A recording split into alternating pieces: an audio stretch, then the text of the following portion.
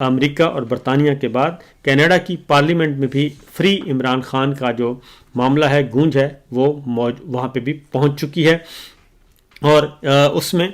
Canada میں مقیم پاکستانی شہریوں نے ٹرانسنیشنل ریپریشن کی شکایت کے ساتھ کینیڈا کی پارلیمنٹ میں بھی ایک پیٹیشن دائر کر دی ہے، جس میں عمران خان کی رہائی، 26 نومبر کے قتل عام اور ان عام انتخابات میں دھاندلی کی تحقیقات اور پاکستان میں حقیقی جمہوریت کا مطالبہ کیا گیا ہے۔ اور پیٹیشن میں ٹرانسنیشنل ریپریشن کی شکایت کے ساتھ پارلیمان سے استدعا کی گئی ہے کہ اس پر سیر حاصل بحث کی جائے اور ریاستی سطح پر معاملہ حکومت پاکستان کے ساتھ اٹھایا جائے،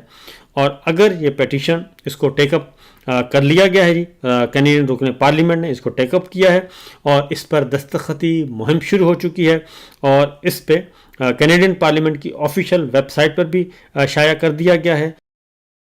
اور اب اس پہ ابتدائی بحث ہوگی، اور اس کے بعد اگر سفیشینٹ میٹیریل وہ سمجھتے ہیں کینیڈین پارلیمنٹ کے ان کے پاس ہے، تو پھر وہ آگے کارروائی بڑھائیں گے اور معاملات کو آگے کی طرف لے کے جائیں گے، جو کہ یقیناً پاکستان کے لیے اور پاکستان کے مفاد میں نہیں ہوگا۔ اس لیے ہمارے حکمران جو ہیں وہ بہتر ہے کہ اپنے